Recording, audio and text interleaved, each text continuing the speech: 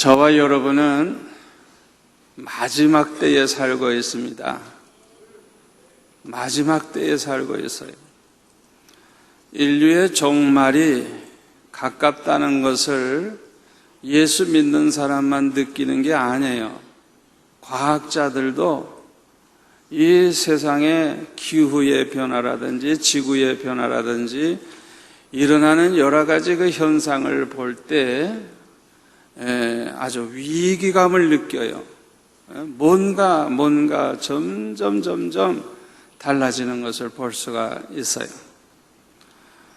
마태복음 24장에 보면 예수님께서 제자들에게 이제 이 세상의 마지막 때가 됐을 때 어떤 일이 일어날 것인가, 그 마지막 때의 그 증거, 말세의 증거를 말씀을 하셨죠.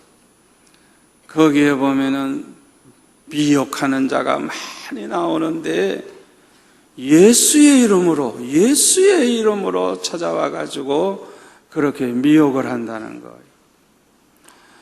그리고 난리가 일어나고 난리의 소문을 자꾸 듣게 되고 민족이 민족을, 나라가 나라를 대적하여 막 일어나는 전쟁이 일어나고 기근과 지진이 여기저기서 일어나는데, 여러분 일본의 그 쓰나미, 지진으로 인해서 그 쓰나미가 그렇게 그냥 바닷물이 몰려오는 거 보셨죠?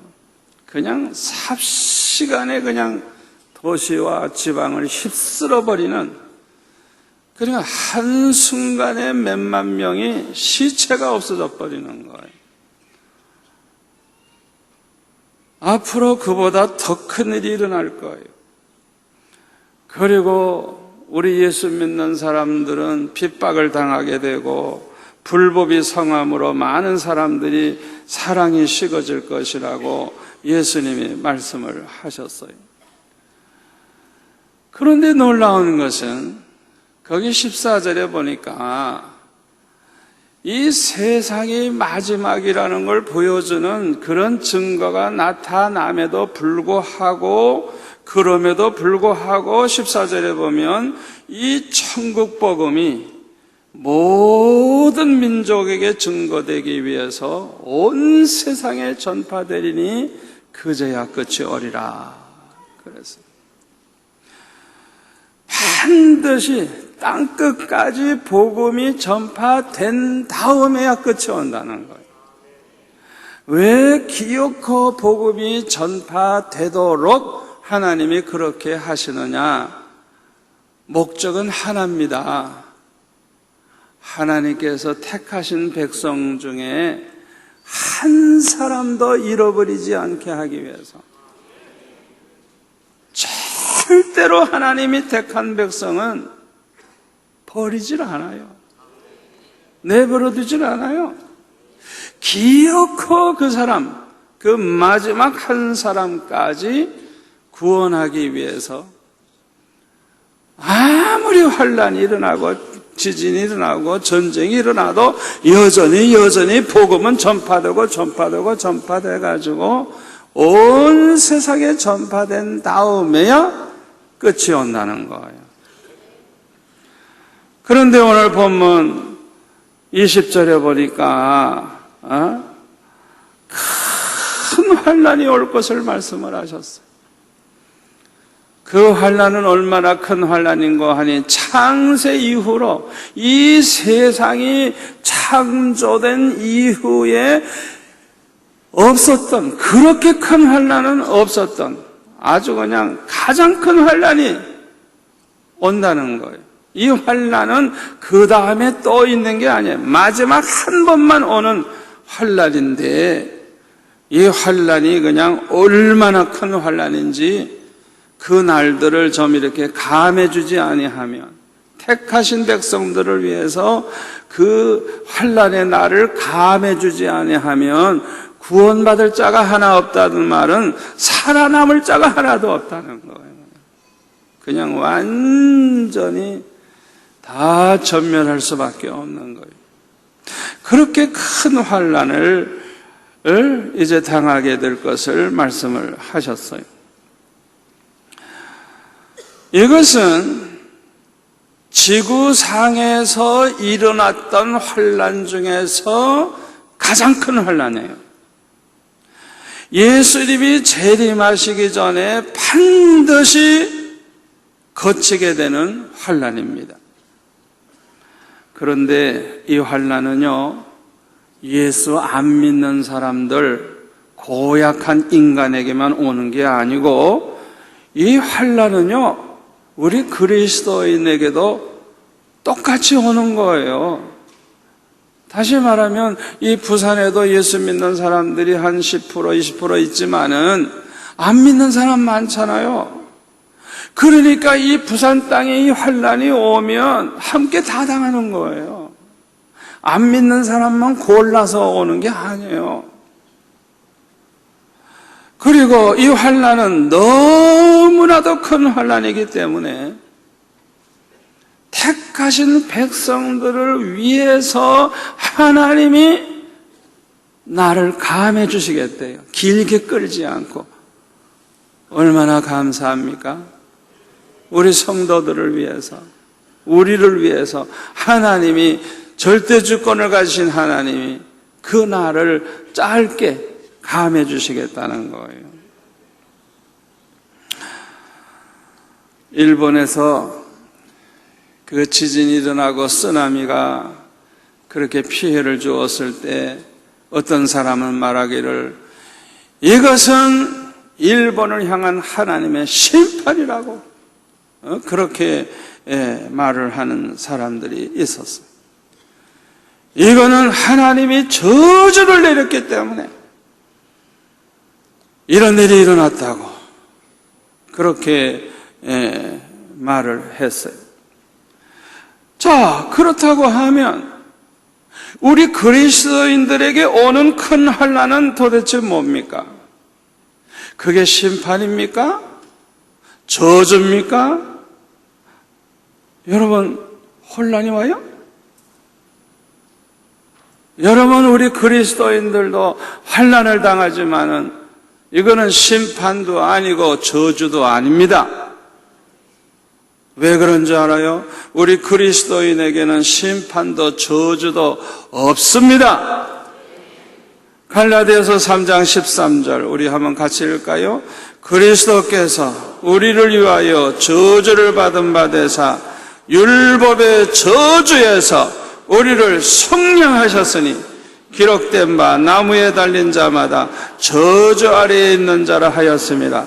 이는 그리스도 예수 안에서 아브라함의 복이 이방인에게 미치게 하고 또 우리로 하여금 믿음으로 말미암아 성령의 약속을 받게 하려 함이라. 아멘. 아멘. 예수님께서 십자가에 달려 죽으신 것은 저주를 짊어지고 죽으신 거예요. 누구의 저주? 우리가 받을 저주. 아멘. 우리가 받아야 할 저주를 예수님이 십자가에 달려 못 박혀 죽으시는 순간에 저주를 대신 다 받으신 거예요. 대신. 그리고 우리가 받아야 할 저주를 속량해 주신 거예요. 값을 다 치러 주신 거예요. 아멘. 절대로 예수 믿는 사람에게는 저주가 없다는 걸 믿으시기를 바랍니다. 어떤 분은 자꾸 그냥 집안에 우환이 있고 그냥 아픈 사람이 끊어지지 않고 자꾸 어려움을 당하니까 어이구 우리 집안에 이 가게에 저주가 이어가는구나. 여러분 그건 이단이에요. 이단. 성경 말씀 아니에요. 예수 안 믿는 사람이라면 그건 그럴 수 있어요. 그 사람이 정말 예수 믿는 사람이라고 하면, 예수 믿고 구원받았다고 하면 이미 모든 저주는 끊어졌습니다. 여러분이 예수님을 영접하는 순간에 저주는 끝났어요. 확신을 가지세요. 우리는 저주에서 속량받았고 아브라함의 복을 이어받는 사람입니다. 아브라함이 받은 그 복을 우리가 유업으로 이어받을 사람들이에요. 여러분, 믿음이라고 하는 것은 세상 보고 걱정하고 세상 돌아가는 거 보고 흔들리는 것은 믿음이 아니에요. 믿음은 하나님 바라보고 하나님 믿고 하나님 약속의 말씀을 믿고 말씀을 붙잡는 게 믿음이에요. 말씀을 믿으세요. 어떤 일이 일어나도 흔들리지 마세요. 이 갈라디아서 3장 13절 14절 말씀 꼭 붙잡으세요. 우리 한번 따서 할까요? 나는 모든 저주에서 성량받았다. 우리 집에는 저주가 없다. 우리 집에는 복 받을 일밖에 없다. 아브라함의 복을 받을 것이다. 아멘. 가만히 생각해 보니까요, 저 같은 사람은요, 술 좋아하는 집안에서 태어났어요. 얼마나 술을 좋아하는지 밀주를 집에서 담가 먹었어요. 그래가지고 어렸을 때도 할머니가 여름에 날씨 덥고 목마르면 술 한 잔 바가지를 퍼서 나한테도 주면 꿀꺽꿀꺽 잘 먹어가지고 내가 예수 안 믿었다면 술독에 빠졌을 사람이에요. 또 어른들이 술 사오라고 그래요. 그러면 주전자 들고 술집에 가서 술 사면 내가 먼저 먹어.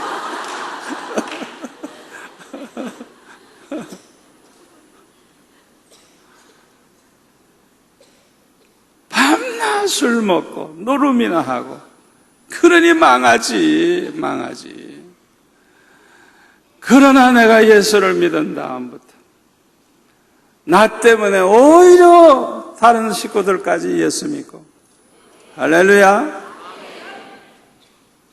내가 예수 믿고 하나님을 기쁘시게 하면서 사니까 나만 복 받는 게 아니라 내 아들, 딸도 복 받고 내 손주들도 복 받고,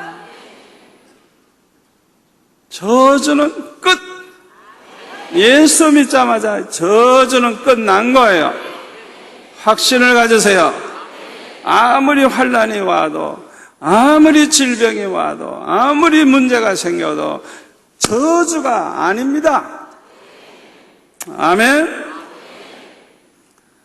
저와 여러분과 같이 예수 믿는 사람들은요, 창세전에 하나님이 택하신 백성들입니다. 영생을 주시기로 작정해 놓은 사람입니다. 믿으세요. 에베소서 1장 4절에서 7절까지 나오는 말씀이에요. 이 택한 백성들을 위해서 예수님은 이 세상에 오셔서 십자가를 지신 것입니다. 그리고 예수님의 십자가 공로로 우리의 모든 죄를 속량받게 되었고 저주를 다 속량받게 된 거예요.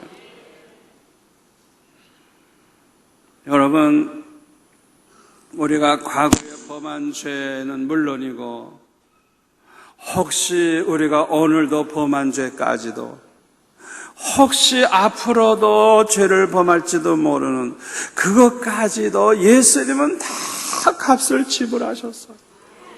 우리는 수지 맞았어요. 그렇다고 그래서 신나게 죄져도 되겠다. 그거는 얌체요. 그건 믿음이 없는 사람이에요. 정말 예수를 믿는다고 하면, 정말 예수를 믿는다고 하면 그 사람 속에 그 믿음이 있다는 증거가 무엇으로 나타나는 줄 압니까? 하나님을 사랑하고 예수님을 사랑하게 되는 것입니다.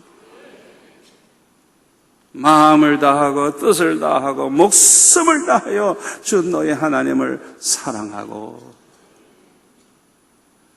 정말 예수 믿는 사람이라고 하면 그 사람의 믿음만큼 하나님을 사랑하는 마음이 있는 거예요. 믿음이 좋을수록 하나님을 얼마나 사랑하는지, 하나님을 기쁘시게 하고 하나님의 영광을 위해 살려고 하고 하나님 말씀대로 살려고 하고 하나님 뜻대로 살려고 하고. 아멘. 죄를 범하려고 하는 게 아니라 죄와 싸우고 죄를 물리치고, 믿음의 증거가 사랑으로 나타나게 되는, 하나님을 사랑하는 마음이 있기 때문에 억지로 말씀대로 사는 거 아니에요. 억지로 헌금하는 거 아니에요.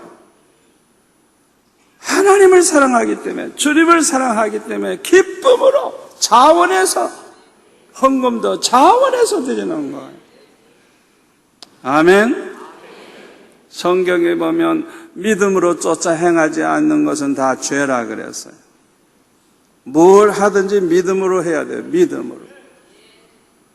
믿음으로 하지 않으면 하나님이 기뻐하지 않아요. 저는 그런 마음이 항상 있어요. 믿음으로 하지 않는 건 헛수고예요. 헛수고. 그러니까 저는 하고 싶지 않아요. 이 성전 지을 때도 믿음으로 하나님 사랑하는 마음에서, 자원해서, 기쁨으로, 우러나는 마음으로 그렇게 헌금하는 사람을 통해서 이 성전을 짓기를 원했지, 절대로 억지로 성전 짓기를 저는 원치 않았어요. 그렇기 때문에 헌금 작정도 시키지도 않았고 강요도 하지 않았고, 각자 기도하면서 각자 자원해서 자기의 믿음으로 그렇게 헌금하도록 했어요. 우리 교회 성도들이 얼마나 믿음이 좋은지, 자기 스스로 자원해서 결정하고 자원해서 헌금을 하고, IMF 때지만은 그럼에도 불구하고 매주일 몇십억씩 돈이 남아. 많이 남을 때는 내가 보니까 30몇 억이 남아있더라고. 이 성전 지으면서. 이것은 우리 성도들의 그 믿음을 보여주는 것. 아멘. 여러분, 죄를 성량받았다고 좋아하고 또 죄져도 괜찮다, 그건 믿음이 없는 거예요. 믿음이 없으니까 그 짓을 하는 거예요. 저와 여러분은 모든 죄에서 해방되었습니다. 죄는 우리를 구속할 수가 없습니다. 예수님 십자가 지시는 순간에 끝났어요. 저주도 끝났어요. 그러니까 예수 믿는 사람들은 로마서 8장 1절의 말씀대로, 그러므로 이제 그리스도 예수 안에 있는 자에게는 결코 정죄함이 없나니, 심판이 없나니, 이는 그리스도 예수 안에 있는 생명의 성령의 법이 죄와 사망의 법에서 너를 해방하였음이라. 해방하였음이라. 저와 여러분은 해방받은 사람들이에요. 해방받은 사람이에요. 저와 여러분처럼 예수 믿는 우리 성도들은 성령으로 말미암아 예수 믿고 구원 얻게 된 사람들이에요. 고린도전서 12장 3절에 보면 성령으로 말미암지 않고는 아무라도 예수를 구주로 주라 할 자가 없다 그랬어요. 여러분이 예수님을 나의 구주로 고백하는 이런 믿음을 가지게 된 것은 누가 말해줬다고 지식적으로 그렇게 된 게 아니라 성령으로 말미암아 된 것. 우리 안에 성령이 오셔서 성령으로 말미암아 예수님을 영접하게 됐고 예수님을 믿게 된 거예요. 아멘. 영생을 주시기로 작정된 사람들은 반드시 예수 믿게 되어 있습니다. 성령으로 말미암아 그렇게 예수 믿게 되는 거예요. 믿음으로 구원받은 그리스도인들은 모두가 다 성령으로 거듭난 사람들입니다.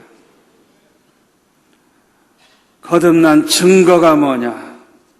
여러분 스스로가 자기 자신을 한번 비추어 보세요. 내가 정말 믿음으로 구원받은 그런 거듭난 성도인지 한번 자기 자신을 한번 살펴보세요. 첫째로는 예수님을 믿고 영접을 하게 돼요. 두 번째로는 철저히 회개하게 돼요. 회개의 눈물이 있어요. 여러분, 한 번이라도 하나님 앞에 아버지, 내가 이런 죄를 범했습니다. 용서해 주세요. 하나님 앞에 회개한 적 있는 분 손 들어보세요. 손 없는 사람 빼놓고는 다 들었네. 아주 중요한 증거입니다. 자기 자신의 죄를 깨닫고 회개하게 되는 것은 아무나 되는 게 아니에요. 절대로 아무나 할 수 없어요. 성령이 그 안에 계시기 때문에, 성령으로 말미암아 반드시 그 사람은 회개하고 눈물로 회개하고, 아멘, 죄사함을 받게 되는 것입니다. 그리고 거듭난 세 번째 증거가 뭐냐? 변하여 새 사람이 돼요. 정말 예수 믿는 사람은 반드시 변화가 일어나요. 그걸 자기도 알고 가족들이 알고 친구들이 알아요. 저거 예수쟁이 되더니 달라졌네. 변화된 것을 보여주는 것입니다. 그런데 이러한 우리 성도들에게도 왜 큰 환난이 똑같이 왜 오느냐, 이게. 우리 성도들은 좀 이 환난을 좀 면하게 했으면 좋을 것 같은데 왜 마지막 때에 이 환난이 우리에게도 오느냐? 그것은 우리의 믿음을 온전하게 하기 위해서라는 걸 믿으시기를 바랍니다. 우리의 믿음을 더 온전하게, 더 아름답게, 더 하나님 보실 때에 아주 완전한 그런 믿음의 사람 되게 하기 위해서 하나님이 허락하시는 거예요. 그래서 야고보서 1장 2절에 보면 내 형제들아, 너희가 여러 가지 시험을 당하고도 온전히 기쁘게 여기라. 이는 너의 믿음의 시련이 인내를 만들어내는 줄 너희가 알미라. 인내를 온전히 이루라. 이는 너희로 온전하고 구비하여 조금 더 부족함이 없게 하려 함이라. 아멘. 여러분, 예수 믿는 우리 성도들에게 찾아오는 환난과 이 시험과 여러 가지 고통은 저주가 아닙니다. 심판이 아닙니다. 우리를 온전케 만들기 위해서 하나님이 허락하시는 것입니다. 그러므로 좀 그 여러 가지 시험이 오고 환난이 오고 괴롭긴 하지만은 하나님의 목적은 합력의 선을 이루어서 우리를 더 온전하게 만들어 주신다는 걸 믿고 기뻐하시기를 바랍니다. 온전히 기뻐해라 그랬어요. 그래서 욥기 23장 10절에 보면 욥은 뭐라고 말합니까? 그러나 내가 가는 길을 그가 아시나니 그가 나를 단련하신 후에는 내가 순금같이 되어 나으리라. 욥은 이 믿음이 있었어요. 큰 시험을 당하면서 하나님이 자기를 지금 단련하고 계시다는 거예요. 단련하고 믿음의 시련이에요. 믿음을 단련시키는 거예요. 그냥 순금과 같은 믿음의 사람으로 만드시는 이 하나님의 섭리를 이 욥은 깨달은 거예요.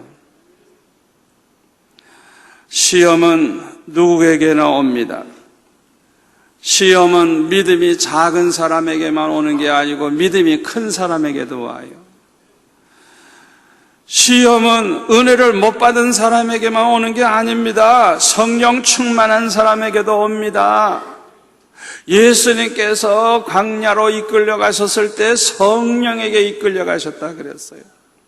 그리고 40일 금식 기도를 하셨어요. 기도 안 하기 때문에 시험이 많이 오는 게 아니에요. 금식기도 40일을 해도 시험은 여전히 오는 거예요. 예수님은 그렇게 기도 많이 하셨는데도 마귀가 당당히 와서 시험을 했어요. 시험은 죄 많은 사람에게 온다? 아니에요. 예수님처럼 시험 많이 당하신 분이 없어요. 예수님은 한결같이 시험을 받으셨지만은 죄는 없으신 분입니다. 아멘. 그래서 우리는 오해하면 안 돼요. 자꾸 환난이 오고 시험이 오고 고난이 오면 아이고 내가 믿음이 없어서 그렇지, 내가 바르게 못 살아서 그렇지, 죄가 많아서 그렇지, 그렇게 생각하면 예수님 모독하는 거예요. 절대 그렇지 않아요.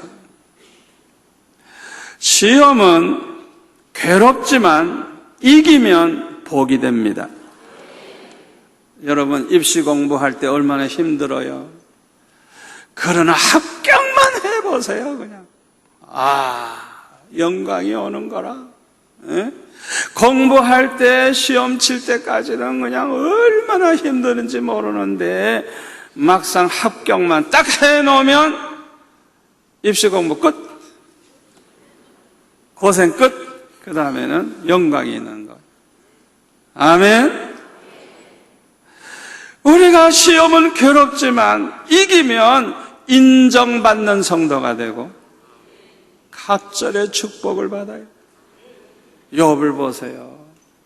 시험을 이기니까 인정을 받고 욥은 갑절의 축복을 받았어요. 특별히 신앙의 지조를 끝까지 지키면서 그 어려운 시험을 잘 참고 인내하면서 잘 이기면 아주 큰 상급이 있어요. 야고보서 1장 12절 우리 한번 같이 읽을까요? 시험을 참는 자는 복이 있나니 이는 시련을 견디어낸 자가 주께서 자기를 사랑하는 자들에게 약속하신 생명의 면류관을 얻을 것이기 때문이라. 아멘. 아멘. 시험은 괴롭지만, 환난은 괴롭지만, 그럼에도 불구하고 신앙의 지조를 잘 지키면서 승리만 해 놓으면 생명의 면류관이 기다리고 있는 거예요. 할렐루야. 할렐루야. 그래서 어려운 시험을 잘 참고 나가는 사람이 복이 있다는 거예요. 시험을 이기려면 기도하는 수밖에 없어요. 다른 도리가 없어요. 평소에도 깨어 기도해야 되지만은 어려운 문제가 생기면 기도해라, 기도해라, 기도해라.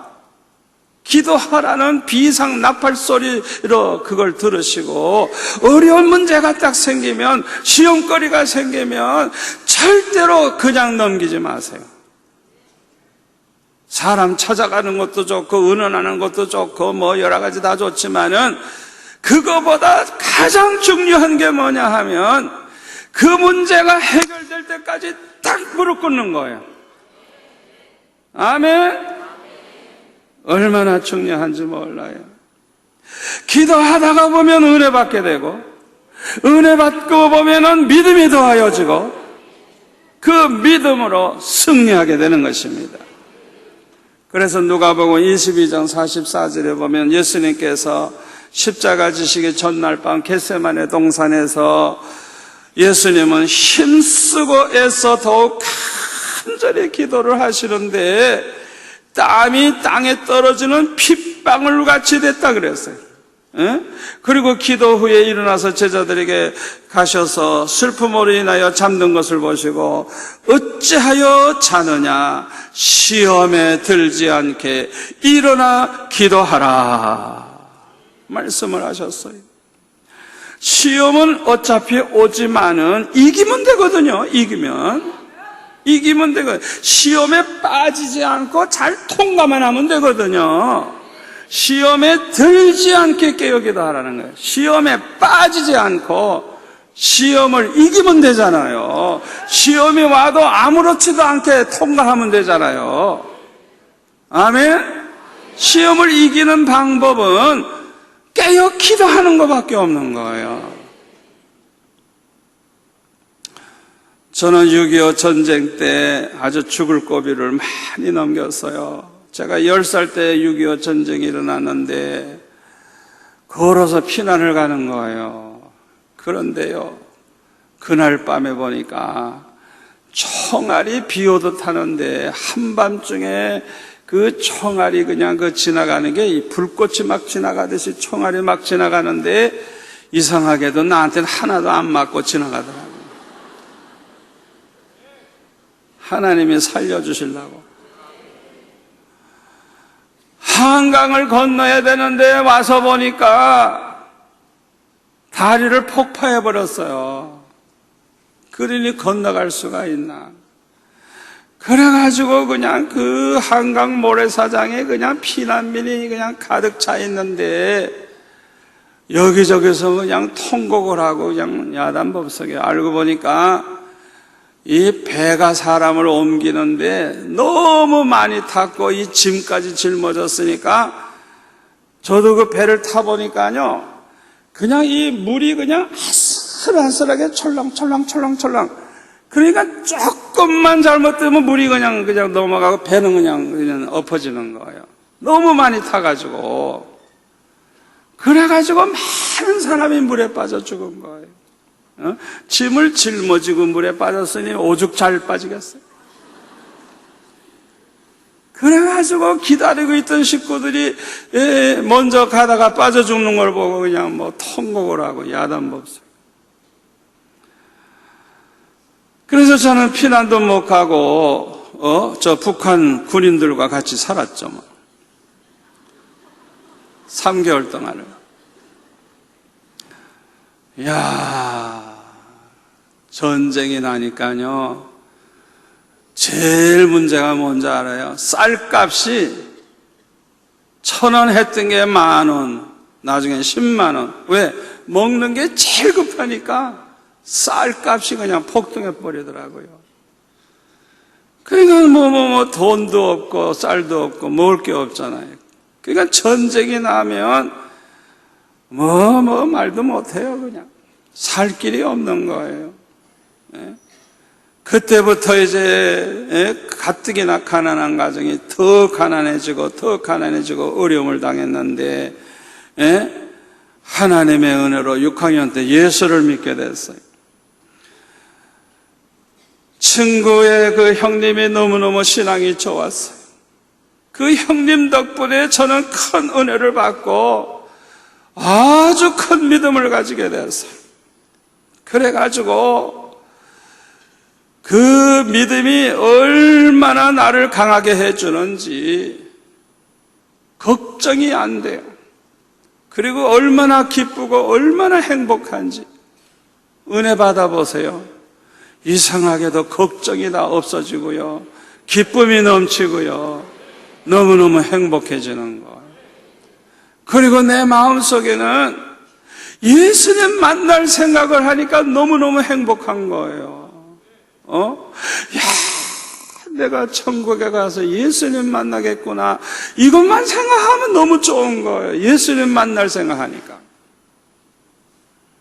그래서 그 예수님을 만날 때 뭘 하다가 가면 예수님이 날 제일 기뻐하실까, 그 생각을 해보니까 전도를 많이 해가지고 많은 영혼 구원하면 제일 기뻐하시겠구나, 그 어린 마음에 성령께서 그걸 깨닫게 해주셔가지고 열심히 전도를 시작했어요. 우리 반 아이들을 몽땅 다 전도하려고 그렇게 열심히 전도를 했는데, 그때 제가 제일 많이 부른 게 뭐냐 하면 예수가 우리를 부르는 소리하고, 아까 부른 내 주의 보혈은 정하고 정하다, 그걸 그냥 교실에서도 항상 부르니까 전도하지, 찬송 부르지. 그러니까 애들이 나보고 정목사 이래가지고 아예 그냥 그때부터 목사가 돼버렸어요. 왜? 지금까지 정목사라 그러니까.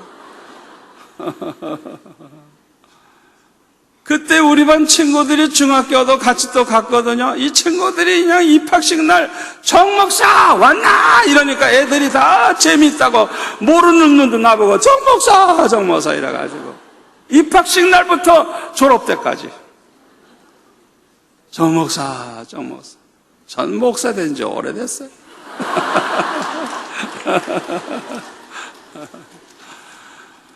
야, 주님을 기쁘시게 해드리고 싶은 그 마음 가지고 전도를 했는데 얼마나 하나님이 기뻐하시고 얼마나 사랑하시고 얼마나 축복하시는지 참 제 생애에 그렇게 행복한 때가 없었던 것 같아요. 그러니까 제 마음에는 진짜 목사가 돼가지고 이 나라를 몽땅 구원해야 되겠다, 그런 큰 꿈을 가지게 됐는데 이렇게 예수 믿고 은혜 받고 주를 위해서 살면 좀 형편이 좋아지면 얼마나 좋겠어. 그런데 형편은 더 어려운 거야. 중학교도 갈 형편이 안 되는 거예요. 합격을 했어도 학비를 입학금을 낼 수가 없는 거예요. 하나님 앞에 얼마나 울면서 기도했는지 몰라요. 우리 하나님께서 은혜 받은 종, 하나님을 기쁘시게 해드리려고 하는 하나님의 종, 그런 기도하는 종을 하나님이 절대 외면하시는 법이 없어요. 내가 그렇게 울부짖고 기도하는 것이 절대로 헛수고가 아니었어요. 장학생이 되게 해주시는데 입학금부터 졸업 때까지 아예 끝내주는 장학생이 되었어요. 하나님 기분 좋으면 끝내버려. 그런데요, 이 초등학생 때보다 중학생이 딱 되니까요, 신앙생활의 그 환경이 달라져서 그런지 초등학교 때는 내가 우리 반을 완전히 평정해버렸잖아요. 완전히 교실에서도 찬송하고 그냥 애들에게 정목사 말 듣고 그냥 애들 교회 데리고 나가고 완전히 끝내줬는데 중학생이 딱 되니까 이제는 새로 시작해야 되잖아요. 그런데 이 모르는 아가씨들이 말이죠, 딱 그 여학생 유니폼을 입고 몇 명이 와가지고 안녕하세요 이러고 얘기를 하는데, 이야, 여학생들이 얼마나 배짱이 큰지 어떻게 나한테 와서 그렇게 인사를 하노? 마음속에 생각해 보니까, 이야, 이거 중학교, 고등학교 이거 신앙생활 내가 어떻게 잘하지? 걱정스럽더라고요. 왜냐하면 내가 따라다니는 게 아니라 찾아와서 그렇게 인사를 하고 아가씨들이 그러니까 보통 걱정이 안 되더라고요. 그래서 내가 어떻게 하면 이 중고등학교 6년을 어떻게 하면 신앙생활을 잘 할 수 있을까 생각해 보니까, 첫째로는 가장 교회 안 빠지고 열심히 교회 나가 예배를 꼭 드리고, 두 번째로는 하루에 3번씩 교회 가서 기도하고, 세 번째로는 성경을 한 장 이상씩 꼭 읽자. 그렇게 3가지 결정을 딱 마음속에 했어요. 그걸 항상 지키고 그렇게 살다가 보니까 하나님이 얼마나 은혜를 주시는지 그냥 간증거리가 너무너무 많아서, 그리고 걱정거리가 있을 때는 아예 철학기도 해버려. 그냥 철학기도 해버려. 그 다음날 학교 가서는 줘라. 안 줄 수가 없죠 뭐. 하여튼 그런 생활을 하는 가운데 큰 은혜를 체험을 많이 했어요. 아니, 그렇게 기도 많이 하고 그렇게 은혜를 받았으면 좀 형편이 좋아져야 되잖아. 그런데 더 가난해지는 거야. 시험이 더 많아지는 거야. 갈수록 태산이야. 그러니까요, 나도 인간인지라 이제 지치고 낙심이 되고, 왜 더 힘들어지고 더 어려워지니까 이 세상이라고 하는 거는 죄 많은 세상이고 그저 고생만 ጭ싸게 하다 죽는 세상이다. 가만히 계산해 보니까 살아봤자 고생만 더 하게 될 것 뻔해. 나같이 예수 잘 믿고 구원받은 사람은 천국 가서 얼마나 주님 사랑받겠어요. 그러니까 주님 빨리 만나고 싶어요. 세상에서 살고 싶질 않아요. 그런데 자살을 하면 안 되잖아요. 그래서 어떻게 죽을까 연구하다가 보니까 금식기도 하다 죽으면 돼. 죽는 길이 있구나. 그래가지고 고등학교 2학년 때 여름방학 딱 되자마자 목표는 이번 여름방학에 죽는다. 그래가지고 금식기도를 시작했어요. 하루 지나도 안 죽고 이틀 지나도 안 죽고 사흘쯤 됐는데 얼마나 배가 고픈지. 배는 고프고 죽지는 않아.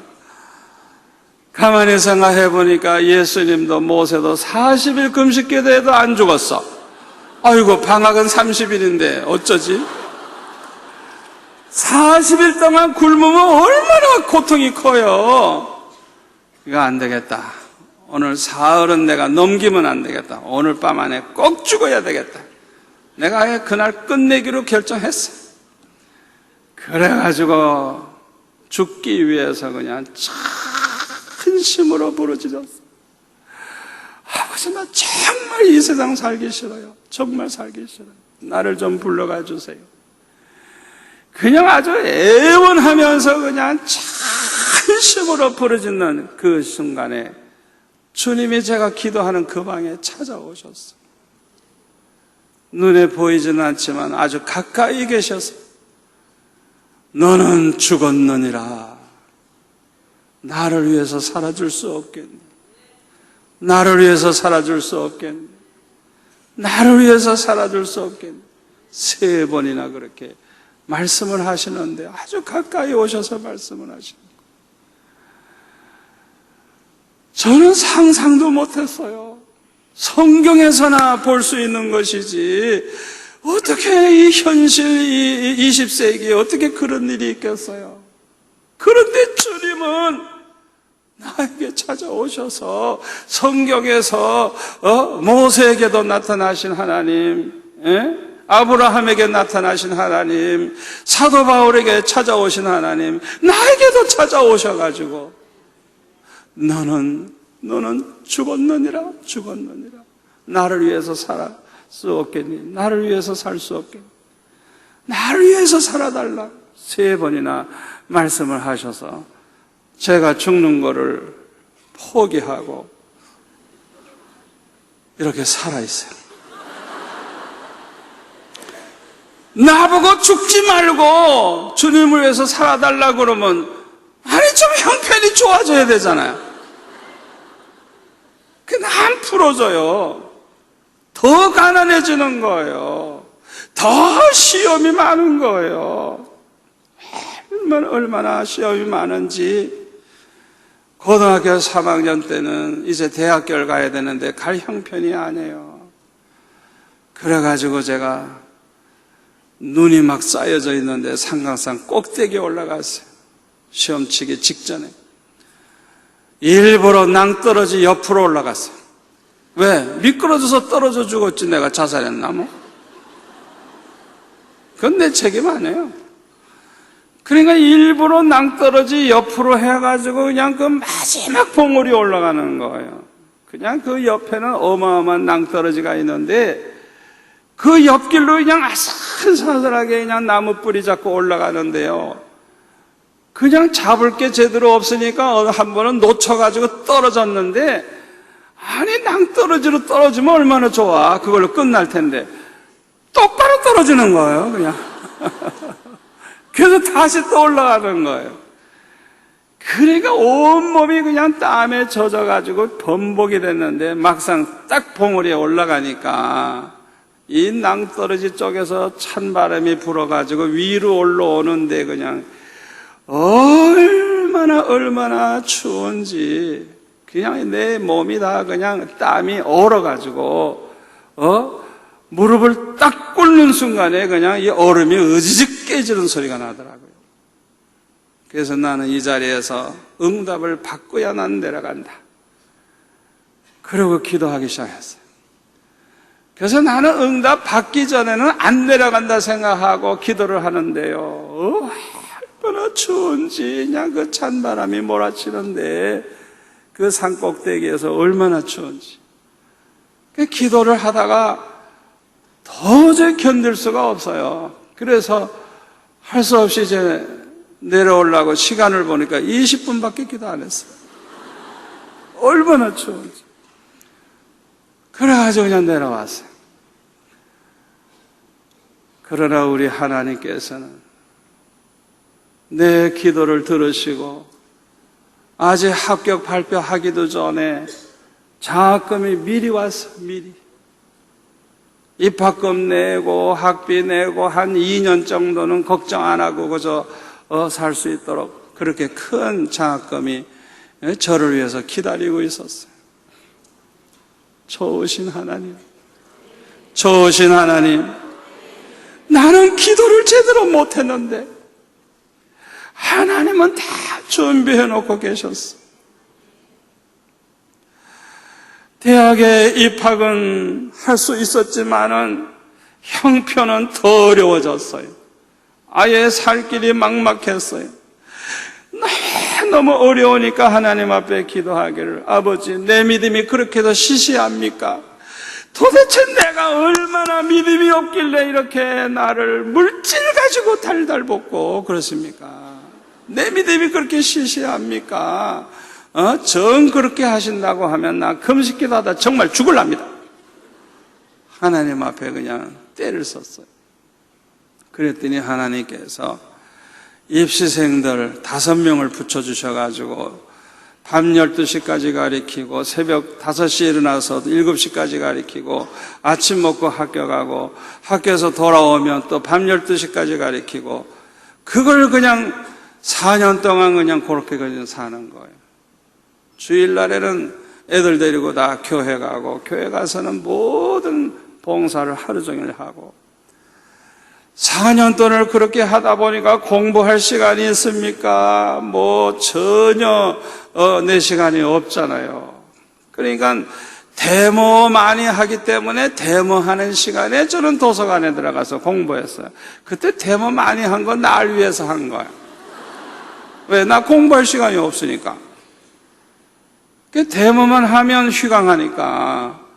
그래서 저는 그냥 항상 도서관에 가서 공부를 했어요. 그래가지고 겨우 졸업을 했는데 졸업식 끝나고 교회 와서 평소에 늘 학교에서 돌아오면 교회 가서 기도하는 습관이 있으니까 교회 돌아와서 딱 무릎을 꿇고 기도하면서 아버지, 도대체 이게 뭡니까? 나는 대학 4년 동안을 왜 이렇게 보내야 됩니까? 공부도 제대로 못하고 잠도 제대로 못 자고 미팅도 못 해보고 도대체 이게 뭡니까? 너무너무 그냥 내가 살아온 그 4년이 한심하기 때문에 주님 앞에 그렇게 기도를 했어요. 그래도 주님이 말씀을 하시는 거예요. 내가 너를 그렇게 묶어놓지 아니했더라면 네가 목사가 될 것 같으냐? 그러시는 거예요. 하나님께서 왜 이렇게 나를 가난하게 하시고 믿음이 자라면 자랄수록 은혜를 받으면 받을수록 더 가난하게 하시고 더 시험을 더 당하게 하시고 왜 그렇게 하셨느냐? 목적은 하나님의 족을 만들기 위해서, 하나님의 족을 만들기 위해서 그렇게 하셨다는 거예요. 저와 여러분은 하나님의 영광을 위해서 창조된 사람들이라는 걸 믿으시기 바랍니다. 이사야 43장 7절 우리 한번 같이 읽을까요? 내 이름으로 불려주는 모든 자 곧 내가 내 영광을 위하여 창조한 자를 오게 하라. 그를 내가 지었고 그를 내가 만들었느니라. 우리 하나님의 말씀입니다. 내 영광을 위하여 창조한 자를 오게 하라. 이 자리에 계신 저와 여러분은 보통 분들이 아니에요. 창세전에 하나님이 택한 사람들은 보통 사람들이 아니에요. 천국에서 영생 복나만 누리는 게 아니에요. 이 세상에 사는 동안에 하나님의 계획이 있는데 하나님의 영광을 위해서 목적을 가지고 창조한 사람들이에요. 아멘. 에베소서 2장 8절에 보면 너희는 그 은혜에 의하여 믿음으로 말미암아 구원을 받았으니 이것은 너에게서 난 것이 아니요 하나님의 선물이라. 행위에서 난 것이 아니니 이는 누구든지 자랑하지 못하게 함이라. 우리는 그가 만드신 바라 그리스도 예수 안에서 무엇을 위하여? 선한 일을 위하여, 착한 일을 위하여 지으심을 받은 자니 이 일은 하나님이 전에 예비하사 우리로 그 가운데서 행하게 하려 하심이라. 빌립보서 1장 6절 너희 안에서 착한 일을 시작하시니가 그리스도 예수의 날까지 이루실 줄을 우리는 확신하노라. 아멘. 저와 여러분은요 아무렇게나 살 수 없는 사람들입니다. 여러분 아무렇게나 살면 안 돼요. 세상 사람들처럼 그저 먹고 살기 위해서 발버둥 치다가 그저 늙어서 그저 병들어 죽으면 되는 게 아니에요. 창세전에 택함 받은 저와 여러분은 하나님의 계획이 있는 사람들이에요. 아멘. 하나님의 영광을 위해 창조된 사람들이에요. 하나님의 기쁘신 뜻, 선하신 뜻, 그 일을 이루기 위해서 우리가 하나님 앞에 특별히 지음을 받은 사람들이에요. 그렇기 때문에 빌립보서 2장 13절에 보면 너희 안에서 행하시는 이는 하나님이시니 자기의 기쁘신 뜻, 하나님의 기쁘신 뜻을 위하여 너희에게 소원을 두고 행하게 하시나니라. 여러분, 하나님의 기쁘신 뜻을 이루기 위해서 우리는 택함을 받은 사람들이에요. 하나님의 계획 속에 있는 사람들이에요. 여러분, 보통 분들이 아니에요. 아멘. 그러면 하나님께서 가장 기뻐하시는 뜻이 무엇일까요? 하나님 기뻐하시는 뜻을 이루면서 사는 것이 무엇이냐? 여러분 잘 들으시기를 바랍니다. 하나님이 기뻐하시는 뜻은 뭐냐 하면요, 하나님이 택한 백성은 하나도 잃어버리지 아니하고 다 구원해가지고 천국에 가서 하나님과 함께 영생복락을 누리는 거예요. 이것을 이루기 위해서 저와 여러분은 뭘 해야 되느냐 하면, 첫째로는 열심히 전도를 해야 돼요. 아멘. 전도를 할 뿐만 아니라 그 사람들을 양육을 해서 온전한 믿음의 사람으로 만들어야 돼요. 그리고 그들이 한 걸음 더 나아가서 하나님의 영광을 위해서 사는 일꾼으로 만들어야 돼요. 내가 전도한 그 사람이 나처럼 전도자가 되도록 만들어야 되는 거예요. 땅끝까지 복음을 전하는 자가 되도록 만들어야 되는 거예요. 그러다가 보면은 교회가 세워지고 교회가 부흥이 되고, 아멘. 교회가 여기저기 세워지고 교회가 부흥되다가 보니까 그 지역, 그 지방, 그 나라가 복음화되고 전 세계가 복음화가 되는 것입니다. 이것이 하나님의 기쁘신 뜻입니다. 아멘. 그래서 전 세계에 복음을 전해서 하나님 택하신 백성을 한 사람도 잃어버리지 아니하고 다 구원하는 것이 하나님의 뜻입니다. 이것이 하나님의 뜻이요 계획이에요.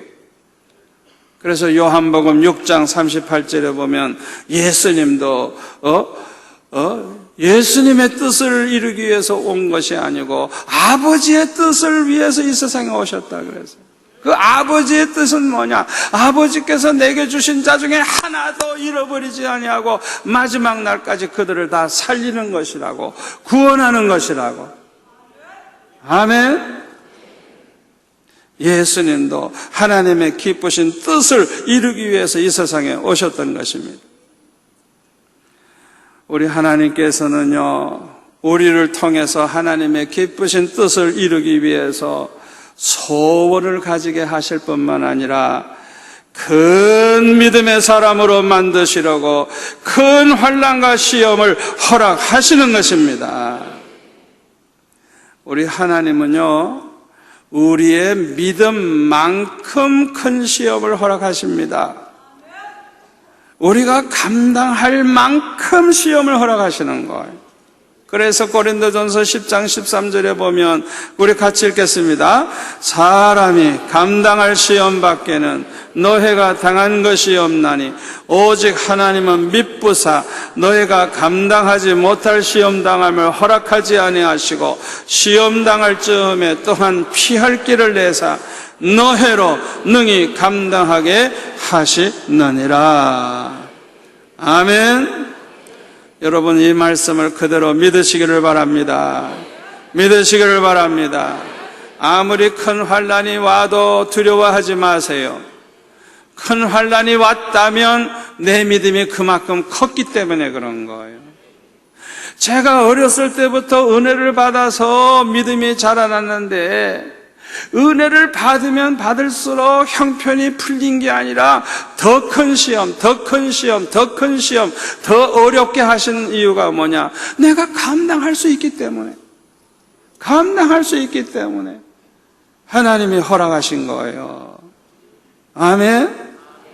그래서 여러분들 중에 너무 큰 시험이 오면 기절하지 마시고 충격받지 마시고, 아버지, 내 믿음이 그렇게도 좋습니까? 내 믿음이 그렇게도 좋습니까? 그렇게 기도하시라고요. 아버지, 아무리 이 큰 시험이 왔지만은 감당할 줄 믿습니다. 하나님의 약속의 말씀을 붙잡으세요. 여러분 중에는 큰 시험 중에 있는 분이 있을 거예요. 아무리 사방팔방을 봐도 길이 안 보여, 길이 안 보여. 그럼에도 불구하고 길은 있습니다. 위를 쳐다보세요. 하나님을 쳐다보세요. 길이 있습니다. 여러분이 감당할 수 있기 때문에 하나님이 허락하셨다는 걸 믿으시기를 바랍니다. 우리 한번 따라서 할까요? 큰 시험을 이긴 사람이 큰 일꾼이 된다. 여러분, 큰 환난과 시험이 오면 목숨 걸고 기도하세요. 목숨 걸고 기도하세요. 아무리 큰 시험이 와도 이기는 길은 기도밖에 없어요. 너무 시험이 크면 아예 죽을 마음 가지고 기도하라고. 목숨을 걸고 아예 기도하다가 죽을란다. 죽을라고 아예 목숨 걸고 기도하세요. 그렇게 기도 한번 해보세요. 반드시 은혜 받습니다. 반드시 큰 체험을 하게 됩니다. 주님을 만나는 체험을 할 수도 있고, 주의 음성을 들을 수도 있고, 때로는 불러 막 그냥 하나님께서 은혜를 부어주시기도 합니다. 아멘. 그래서 그냥 그 순간에 내 믿음이 그냥 얼마나 믿음이 강해지고 믿음이 커지는지 몰라요. 아멘. 그 순간에 변화가 일어나는데요, 그 순간에 그냥 정말 개떡 같은 고약한 성질도 그때 없어져요. 그 큰 은혜 받는 동안에 예수님의 성품이 내 안에 이루어져. 아멘. 그래서 하나님의 기쁘신 뜻을 이루어드리게 되고 하나님께 영광을 돌리게 되는 것입니다. 우리 수영로 교회가 오늘날 이렇게 몇만 명 모이는 교회가 됐는데요, 그저 편안한 가운데 이렇게 된 거 아니에요. 계속 시험이 있었어요. 큰 시험 속에서 교회가 부흥됐다는 사실을 여러분 기억하시기를 바랍니다.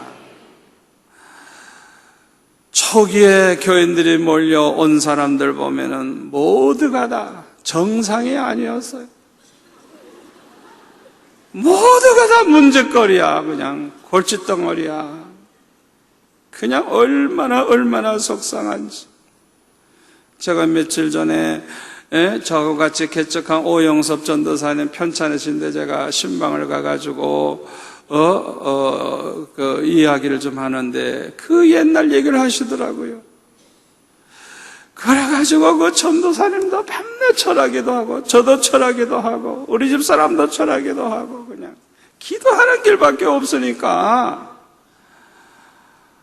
어떤 여자 하나가요, 절 만나기만 하면 집을 사내래. 나도 집이 없는데 이 부자교회가 왜 자기 집 안 사주느냐. 그래가지고 그냥 못 살게 그런데 그냥 이건 뭐 양심도 없고 신앙도 없고 그렇게 괴롭히는 거예요. 그런데요, 그냥 기도하는데 하나님이 어떻게 역사하시는 거 하니 어느 날 갑자기 그냥 큰 손이 나타나가지고 그 집사님 여기 목덜미를 잡고 이렇게 끌고 나가는데 그냥 안 나가겠다고 발버둥을 막 치고 하는데도 그냥 그 큰 손이 그냥 들고 나가는 거예요. 그날로 그 집사님이 없어져 버렸어요. 그러니까 하나님께서 그 많은 환난과 시험 속에서 그냥 날마다 부르짖게 하시고 그 기도하는 가운데 불받게 하시고 기도하는 가운데 기적이 일어나게 하시고 교회가 그냥 매년 그냥 막 갑절로 성장, 갑절로. 잘 들으세요. 이 자리에 교역자들과 계시다면 잘 들으세요. 큰 시험과 환난이 온다고 해서 부흥이 안 되는 거 아니에요. 그 환난을 기도로 싸워서 이기면 능력 받습니다. 은혜 받습니다. 마귀가 도망갑니다. 교회가 급성장합니다. 그런데 기도를 하질 않아. 기도로 싸워야 되는데. 아멘. 아멘. 한 번은 교회 옆에 사는 사람이 술을 잔뜩 찾아 먹고 그냥 먹고 절 찾아와가지고 막 그냥 정 목사 나오라고 막 그래요. 행패를 부리는 거예요. 이 수용 높게 때문에 시끄러워 죽겠다는 거예요. 못 살겠다는 거예요. 그래가지고 그냥 어려운 문제가 생겼는데 저는 그게 축복인 줄 나중에 알았어요. 왜요? 이 사람이 땡깡을 피우고 막 야단을 하면서 자기 집을 사래요. 그래서 샀죠 뭐. 그래서 거기다가 교육관 지었죠. 알고 보니까 하나님이 땅을 더 주려고 그렇게 문제가 일어나게 하시는 거예요. 여러분, 교회에 어려운 문제가 오고 시험이 왔을 때 낙심하고 걱정하지 마시고 기도하세요. 기도하세요. 기도하세요. 축복이 기다리고 있어요. 그게 축복인 줄 나중에 내가 알았어요. 야, 얼마나 감사한지. 너무너무 감사해요. 환난과 시험은 오직 기도로 이길 수 있습니다. 기도하면 더 큰 은혜 받습니다. 더 큰 믿음의 사람이 됩니다. 더 큰 일꾼이 됩니다. 더 큰 복을 받게 됩니다.